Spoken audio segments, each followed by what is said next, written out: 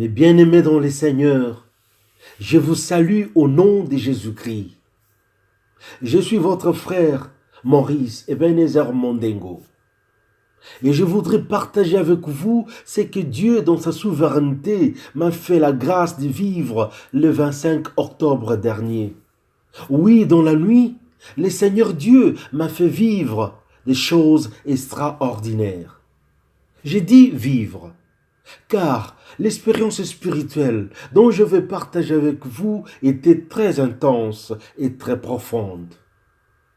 Mais je dois avouer que j'ai toujours envie de savoir plus pour mieux comprendre ces choses spirituelles que j'ai vécues. Avant de continuer, prions Dieu. Seigneur Dieu notre Père, tu me connais mieux que moi-même et mieux que tout le monde qui écoute ce témoignage. Je suis un homme dont les lèvres sont impures. J'habite au milieu d'un peuple rebelle dont les lèvres sont impures. Mais par ta grâce et à cause de ton amour, tu m'as fait voir ce que j'ai vu. Ô Dieu, fais que ton Saint-Esprit nous parle au-delà de ce que je vais partager avec ton peuple. Pour la gloire de Jésus-Christ, Seigneur, je t'en prie, fais que d'autres personnes vivent cette expérience, voient plus que ce que j'ai vu et rendent témoignage. Par Jésus-Christ, notre Seigneur et Sauveur, nous te prions. Amen. Mes bien-aimés dans le Seigneur, l'histoire de la grâce de Dieu que je témoigne ici se passe après minuit. Nous sommes au petit matin du mercredi 25 octobre 2017. Tard dans la nuit, après que j'ai fini le travail de méditation quotidienne et délivré aux enfants de Dieu, j'ai diré ma prière et me coucher. Il était 1h45 passée. L'heure était très avancée. Dans mon sommeil, j'ai eu une vision où je fus transporté dans une expérience spirituelle profonde. Dans la vision, je me suis retrouvé en Afrique, dans un endroit où il y avait beaucoup de gens, en plein air, mais sous un ciel très assombri. C'était un jour ténébré, chargé de nuages menaçants. Il y avait beaucoup de gens, les enfants de Dieu, des vieilles personnes comme des jeunes gens, des hommes et des femmes, des gens sans nombre. Tous les grands hommes d'Afrique, des religieux comme des politiques, des croyants comme des non-croyants, tout le monde était là, debout. La foule était immense. En nombre, nous étions plusieurs centaines de milliers de gens. L'Afrique était une. Elle n'avait pas de frontières. Mais les gens criaient au secours à Dieu. Tous ont regardé le ciel. Un ciel très assombri. Nous étions déboussolés, dépassés, troublés. Car il s'est passé quelque chose d'inhabituel. Il y avait un combat entre le ciel et la terre. En effet, un géant avait rempli les ciels sur l'Afrique par sa présence. Ces géants bloquaient l'espace entre le ciel et la terre. Ce qui fait que rien ne montait de la terre vers le ciel et rien ne descendait du ciel vers la terre. Ces géants commandaient des légions des anges déchus. À partir du ciel, de leurs bouches et de leurs mains, ils larguaient sans cesse des boules de feu sur la foule. Mes frères, mes sœurs, les ciels faisaient peur. Il y avait des nuages très assombris. Il y avait beaucoup de décharges lumineuses entre les ciels et la terre. Ces décharges, à cause des éclairs, faisaient très mal à nos yeux. Oui, l'Afrique était attaquée. Mais personne n'était capable de faire quoi que ce soit. à part crier et pleurer. Personne au milieu de nous, dans la foule, n'était capable de déloger les géants et ces légions pour libérer l'espace sur l'Afrique. Tous ont regardé le ciel.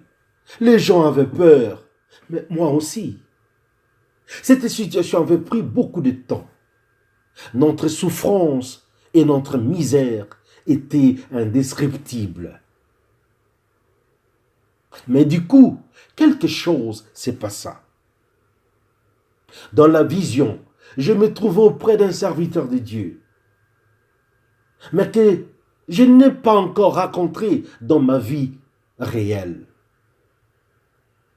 Je me tenais à ses côtés, au milieu de cette foule immense. En un clin d'œil, je vis que ce serviteur de Dieu était transformé, son visage brillait. Il était investi d'une grande puissance par le Seigneur Jésus-Christ, avec mission de libérer l'espace africain occupé par ces géants et ces légions. Car, comme ces géants et ces légions bloquaient l'espace entre le ciel et la terre, la désolation était grande parmi nous, les enfants de Dieu en Afrique. Rien de nous ne pouvait monter au ciel, rien du ciel ne pouvait descendre vers nous.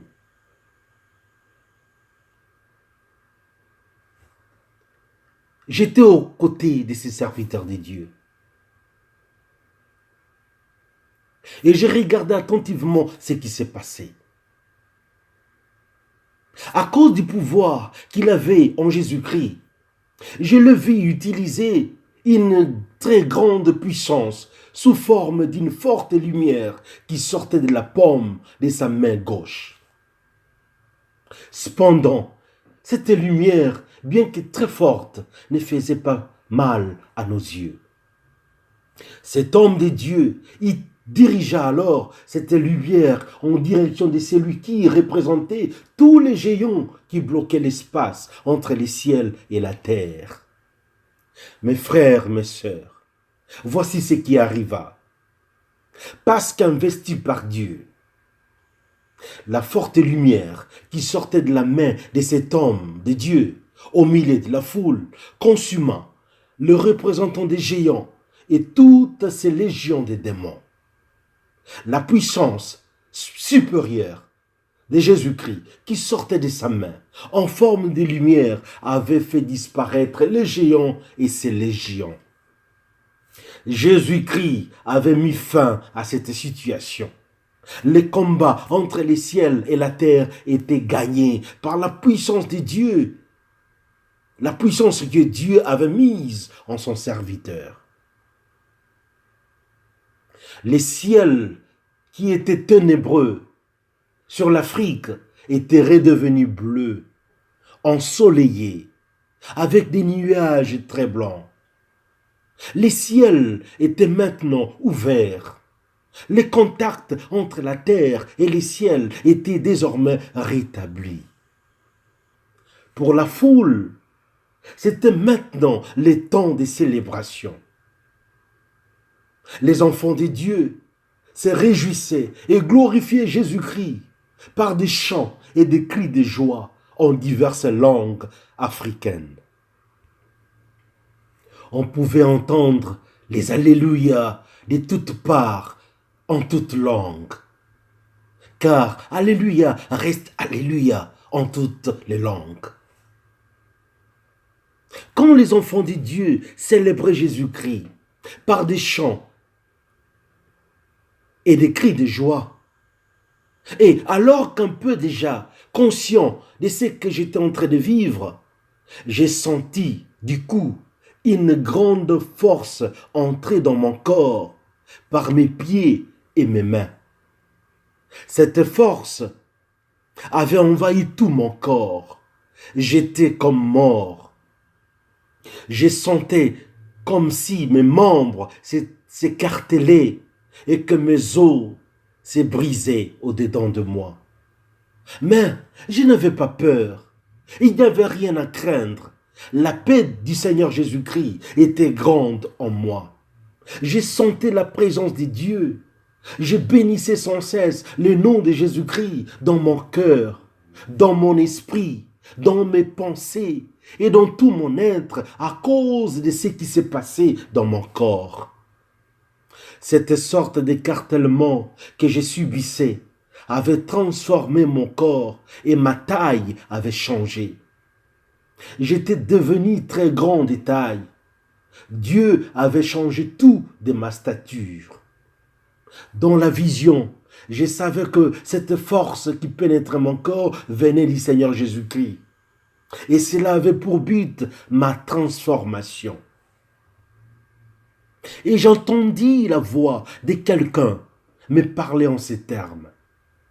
Cette nuit, tu venais d'assister à la grande délivrance spirituelle de l'Afrique. C'était la nuit de la grande libération pour les nations. La nuit de la puissance de Dieu par la main puissante de Jésus-Christ. Mes frères, mes sœurs, quand je revenais à moi-même, je réalisais que j'étais sur mon lit. Je regardais la pendule, il était 2 heures passées de 15 minutes. Alors, je descendrais de mon lit pour prier et louer Dieu pour cette vision qui me faisait encore trembler.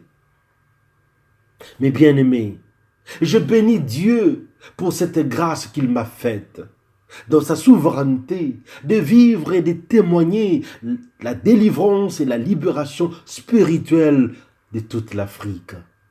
Je bénis aussi le Seigneur pour la grâce qu'il m'a accordée de voir comment lui Dieu, alléluia, peut dans sa souveraineté choisir et utiliser un homme. Oui, un homme, pas un ange, un homme pas très connu des hommes de notre temps, mais connu de Dieu et reconnu par lui. Un homme qu'on regarde à peine, un homme qu'on se manque peut-être.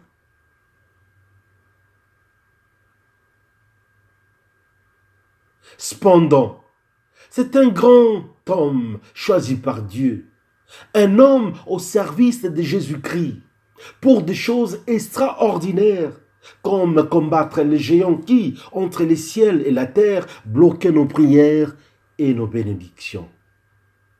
Gloire à notre Seigneur Jésus-Christ de Nazareth. Amen. Mes frères, mes sœurs, avant de vous quitter, je voudrais vous entretenir sur ce que j'ai compris de cet événement spirituel. Car, même si je ne sais pas interpréter tout de cette vision, je suis convaincu que, par cette vision, Dieu voulait nous montrer comment les prières de ses enfants en Afrique étaient bloquées par les anges déchus, les esprits mauvais et les principautés dans les lieux célestes. Ce qui veut dire que la puissance de Dieu par Jésus-Christ est manifeste aujourd'hui dans la situation que nous traversons en Afrique depuis plusieurs siècles. Et cette puissance agit déjà dans l'ordre spirituel. Par cette vision, Dieu voudrait aussi nous rassurer qu'il y a de bonnes nouvelles pour la gloire de Jésus-Christ en Afrique et dans le monde par les Africains. Le Seigneur Dieu nous a montré comment il a déjà dégagé tout ce qui bloquait nos prières et nos bénédictions. Le ciel de l'Afrique est désormais ouvert. Dieu l'a fait en utilisant un homme qui s'est lui-même choisi au milieu de la foule pour mettre fin au règne de tous ces géants qui étaient en train de nuire au bonheur des enfants de Dieu en Afrique. Cependant, l'homme que j'ai vu dans la vision, l'homme que le Seigneur Jésus a utilisé puissamment dans ce combat pour libérer les ciels, c'était notre frère Élie Nzenza, le prophète Élie Nzenza. Mes frères, mes sœurs, chacun de nous ici peut avoir ses opinions, ses doutes, ses réserves et ses critiques. Mais laissez-moi vous dire quelque chose. Dans la vision, le choix du prophète Élie Nzeza pour libérer l'espace entre les ciels et la terre relevait de la souveraineté absolue de Dieu. C'est Dieu lui-même qui l'avait choisi au milieu de cette foule immense. Dieu est souverain. Il n'y a pas de hasard dans ses plans. Je suis convaincu que son choix était divinement préparé et arrangé d'avance par les seigneurs. C'est pourquoi, dans nos opinions divergentes, dans nos doutes, dans nos réserves et nos critiques, rappelons-nous toujours que pour accomplir sa volonté, depuis le temps biblique, du haut des cieux et en son temps, oh, Dieu fait toujours ce qu'il veut pour tous ses enfants ici-bas. Et il choisit toujours qui il veut et quand il le veut. Cette vision qui nous fait penser à celle du prophète Daniel est un message pour nous tous Africains. Car je suis convaincu que la puissance du Saint-Esprit, par la puissance du Saint-Esprit, le Seigneur Dieu est en train de transformer l'Afrique pour que l'Afrique et les Africains transforment le monde pour la gloire de Jésus-Christ. Rien ne peut plus stopper la marche de Dieu qui a entendu les cris des Africains.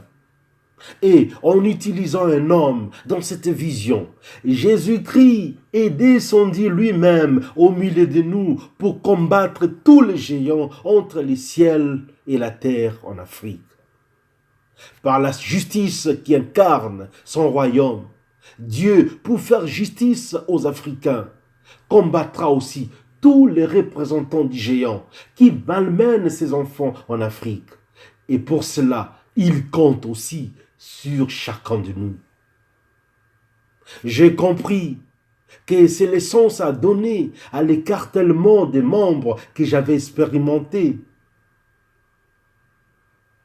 Ce sens est que Dieu est en train de nous transformer. Au fait, par sa seule volonté, par sa puissance et par son amour, Dieu est en train de transformer ses enfants africains. Par Emmanuel, Dieu donne maintenant à chacun de nous la taille de l'Afrique afin que notre vision, notre intelligence, notre discours soient renouvelés en Jésus-Christ. De ce fait, nous verrons toujours l'Afrique dans la vision de Dieu. Enfin, en nous transformant à la taille de l'Afrique, Dieu fait de nous des géants au service de Jésus-Christ pour mieux combattre tous les géants qui sont au service du diable en Afrique. Que Dieu accomplisse par son serviteur Élie Nzeza la délivrance qu'il m'a fait voir et que par le royaume de l'Éternel sur la terre, l'Afrique que Dieu aime soit réellement libre, car libérée par Jésus-Christ. Que Dieu bénisse l'Afrique, dont le ciel est désormais libéré. Que Dieu bénisse chacun de nous en Jésus-Christ. Que toute la gloire soit rendue à notre Seigneur Jésus-Christ, le libérateur de l'Afrique.